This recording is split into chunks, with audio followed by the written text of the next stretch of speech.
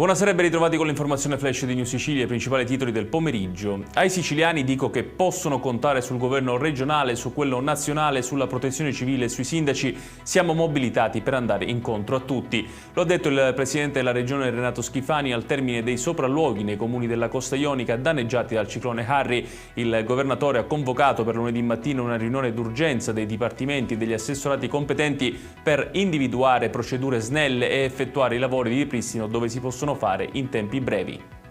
E a Giardini Naxos, nel Messinese, i danni del ciclone Harry sono aggravati dal fatto che il comune è attualmente senza amministrazione dopo che il sindaco Stracuzzi è decaduto. Il deputato regionale e sindaco di Taormina, Cateno De Luca, ha definito inaccettabile il voto istituzionale in una fase così difficile, chiedendo la nomina immediata di un commissario per coordinare gli interventi nel comune.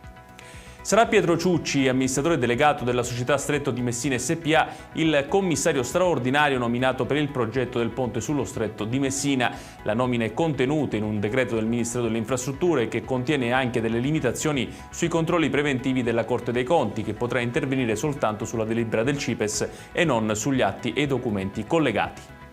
Adesso il calcio, con il Catania che si prepara alla sfida interna con il Cosenza di domenica pomeriggio. Il tecnico toscano in conferenza pre-gara ha definito la sua rosa al completo dopo gli ultimi innesti di Miceli, Carnielutti e Di Noia, chiudendo di fatto il mercato in entrata. Catania che dovrà vincere per mantenere la testa della classifica dopo la vittoria del Benevento contro il Siracusa.